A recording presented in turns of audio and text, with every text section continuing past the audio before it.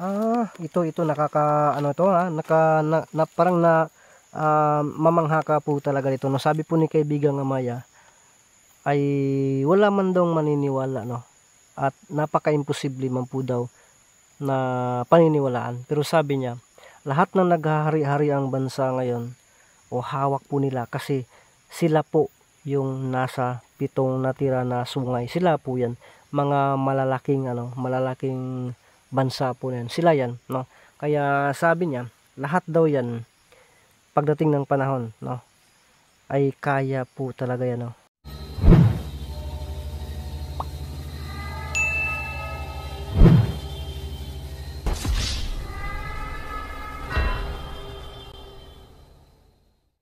Ghost Hunter 18. Ayun, sabi po ni kaibigang Amaya, sigurado na pati ang mga manonood dito ay maguguluhan po talaga, no. Kung napapansin daw natin, parang inuulit lang po niya, no. Parang lumihis siya at ayaw talaga niya na yung ano talaga yung sa ngayon. Kasi sabi niya, nagano pa yan, ang mga clue po daw ay nasasabi na po talaga niya, no, sa mga pamumuno, nasasabi na niya.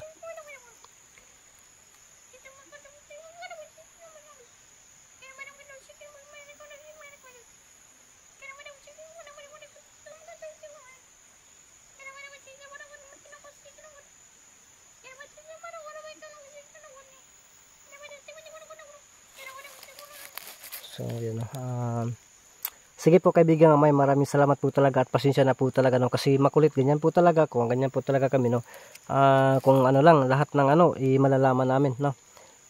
Yun pala, no, ano niya talaga, ilang ano na daw, ilang bisis na po daw niya simula pa sa umpisa, no, hanggang nabanggit na nga niya daw yung The Oriental Pearl, nabanggit na niya, no, kasi ano yan, kasalukuyang nagaganap yan, at saka yung hindi pa nagaganap ay nasasabi na rin niya, no, dadala ng promise. So parang inuulit lang niya ngayon na yun, sabi niya ay hindi may iwasan talaga, no, na maghahari talaga ang yung mga hayop na yan, no. Pero yan po ay bago dumating ang Diyos, no, o katapusan ng mundo. So ang ano niya, ang ano po ni kaibigan Amaya na mangyayari, no,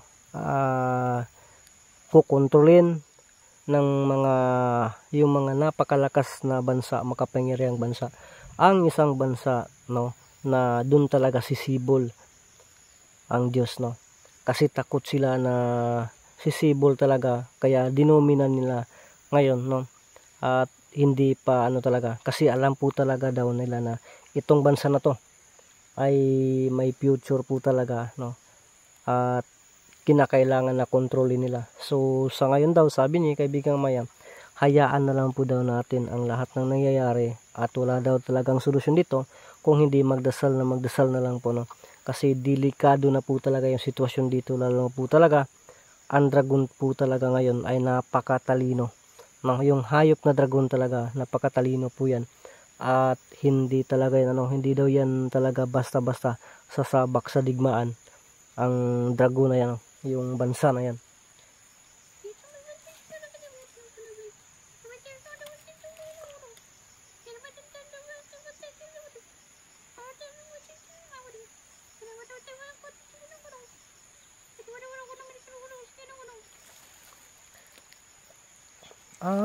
Ito nakaka ano to ha, parang mamangha ka po talaga dito, no. Sabi po ni kaibigang Amaya ay wala man daw maniniwala, no, at napaka-imposible man po daw na paniniwalaan. Pero sabi niya, lahat ng naghahari-hari ang bansa ngayon o hawak po nila, kasi sila po yung nasa 7 natira na sungay. Sila po yan, mga malalaking bansa po yan. Sila yan, no.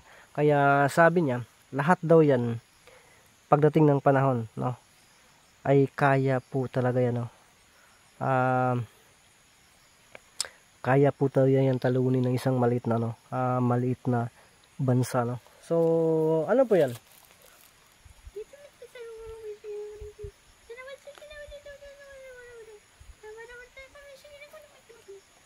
Kaya daw no, kaya daw sinasabi po daw no, na sa digmaan po talaga no, magkano talaga ilang nagdaan na po din ng digmaan, yun ang natitira po talaga na pinakamabagsik o pinakamakapangyarihan po ay yung may 7 bansa talaga na matitira no.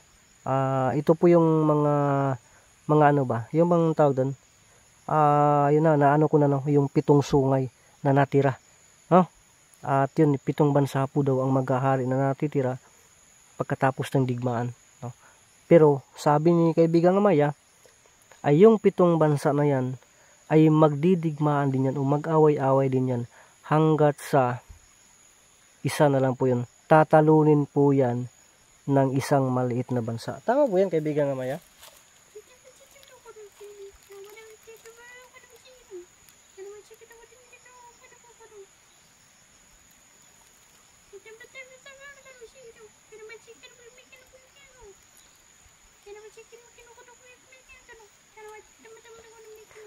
So yun mga kantero, mahirap po daw, pati ako naguluhan po talaga no.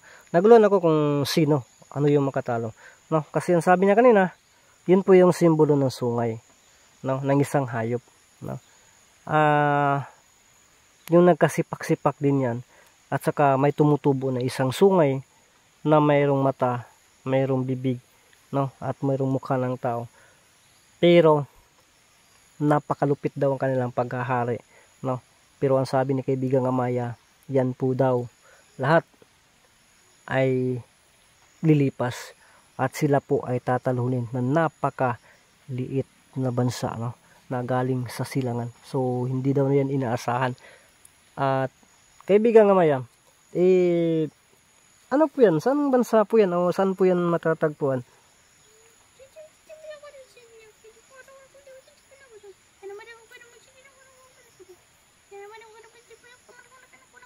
Oh my goodness no. So yun no, sabi po niya no, walang iba po daw, walang ibang bansa po na titindig, huling titindig talaga at muling at ito po'y muling sisibol at maghahari po sa ano yan, parang walang katapusan na po talaga no. Kaya yun, sabi niya isang malit na bansa po daw no, na galing po sa silangan at gustong sakupin po ng mga ibang bansa no. At yun, hindi lang laban, kasi sabi po ni kaibigang Amaya na ito po daw ay hindi lang po daw laban no, ng mga sundalo, yung mga kagamitan na mga bakal na pandigma, lahat mga ano ba yan, pa sa mga imbento no, kasi darating daw ang panahon talaga na hindi yan magagamit no, kung ang Diyos na po yung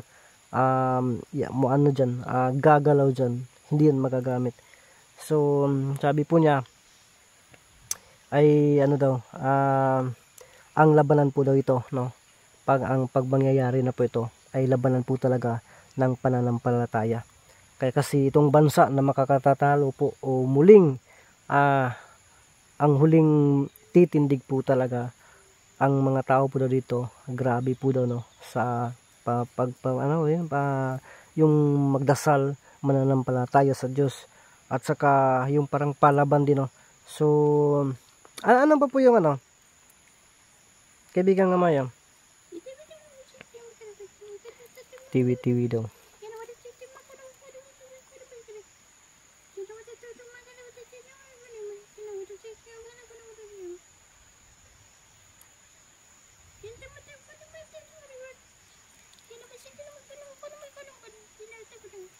So yun ang sabi po ni kaibigang Amaya, lahat ng sinasabi niya ngayon ay magaganap po talaga ito no. Sabi niya, pero ang tao ay matindi po yung pagdadaanan talaga, hindi basta-basta po. Kaya sabi niya ay nabanggit niya kanina no, hindi daw hindi labanan ng ng yung sandatahang lakas lang. Ang sabi niya ay labanan po ito ng pananampalataya, at yun ay isa din itong laban ng spiritual no.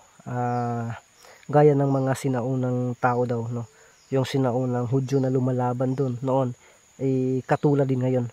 So laban sa mga bansa nito na hindi talaga sumasamba sa tunay na Diyos no. At parang ano din, sabi ni kaibigang Amaya, pag mangyayari na to, parang David at Goliath na po ito, no, ang labanan po na magaganap nito, no. At pero wala daw dapat na ipapangamba, no, kasi itong maliit na bansa natatalo sa napakahari talaga o naghaharing bansa, no, ay ano talaga ito, ito po ay tiyak na talaga na mananalo dahil po, no, sa pananalig sa Diyos. At ang Diyos po talaga ay nandito, sumasama, no. Kaya yun, alam naman po natin na ang Diyos po daw ang makapangyarihan sa lahat, at sinasabi niya ay mangyayari po talaga, no, dahil siya po ay ating kasama. At yun, tayo na lang po ay maniniwala na lang po kahit hindi natin nakikita ang Diyos po talaga, no. Kaya yun, at iba po talaga ang Pinoy, no, kasi may talaga, may prinsipyo po, no. So kaibigan nga Maya, ang ibig sabihin niyan ay darating talaga yung kumbati dito sa dito sa natin. Kasi napapansin ko parang ito talaga yung tinutukoy po na bansa na yan.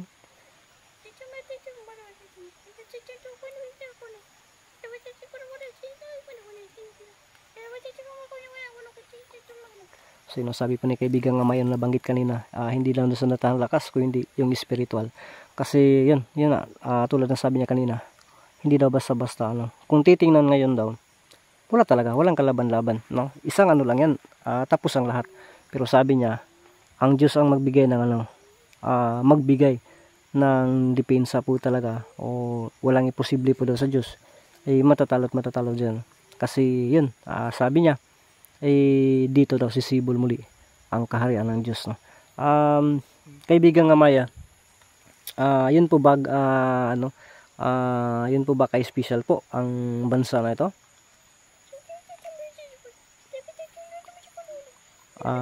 Yun, sabi po niya na wala na tayong magagawa, at dapat pala ipagpasalamat ang tao kahit gaano pa kahirap ang dumating po, no, sa mga tao sa bansang ito. Kasi ito po ay pinili ng Diyos, no, at nakasulat na dito, nakasaad na po dito, kaya mangyayari po talaga, no.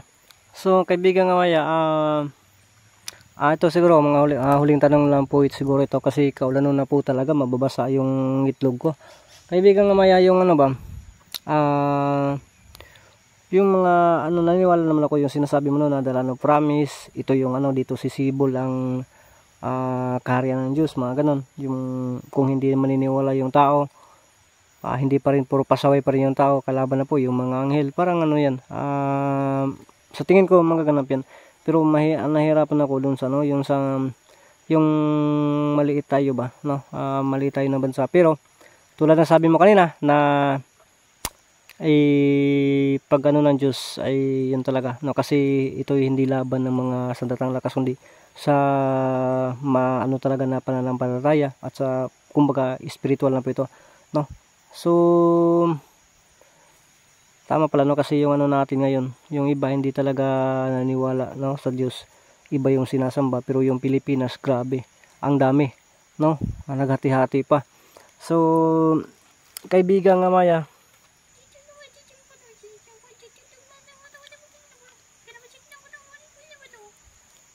sabi po daw magaganda po talaga, kaya sinasabi niya, no, na papunta daw sana tayo doon, at muling mauulit po yung sinasabi niya, no. Pero hindi talaga daw basta-basta po yung pagdadaanan ng tao.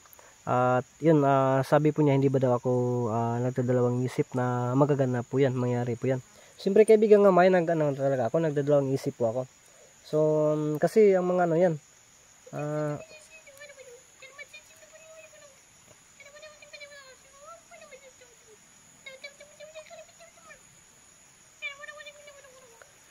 so yun mga kantirong, sabi po daw ni sabi po ni kaibigang Amaya, wala ba daw tayong napapansin, no, sa paligid ngayon? Marami pa daw tulad ng dati, no, yung sinasakop tayo, marami daw mga tao na taga rito na kahit na puputok yan, kaya nilang labanan, no, kahit nasibat lang po yung gamit. Ang akala siguro ng iba ay naubos na po yan o wala na yan, no, pero sa ngayon marami pa daw yan, no, na nahimik lang po.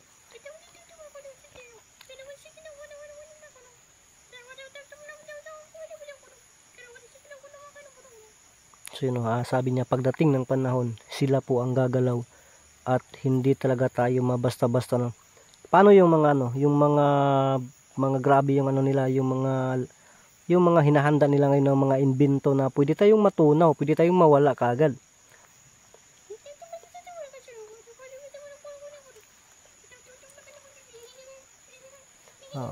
Oh my goodness, Susana. Kasi yan po talagang tinatakutan ko. Wala tayong laban, pero sabi niya, kapag ang Diyos na po daw yung gagalaw, no, wala yan. Kahit na gaano pa yan kalakas yung sandata mo, tao pa rin yung nagdadala dyan. So, pwede daw yung yung bang i-demoralize yan para hindi yan makaganti o hindi yan talaga papunta dito sa atin.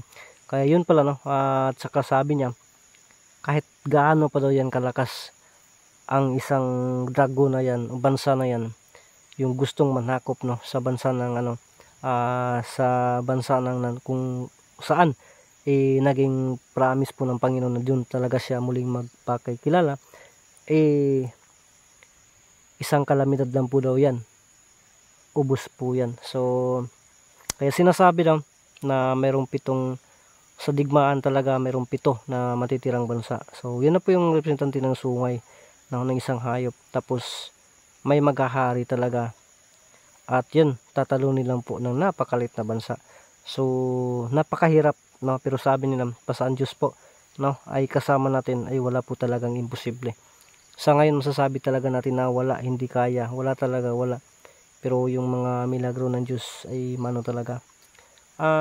Kaibigang Amaya, hindi na po ako magtatagal, medyo na talaga, seryoso na po ito, uwi na po ako.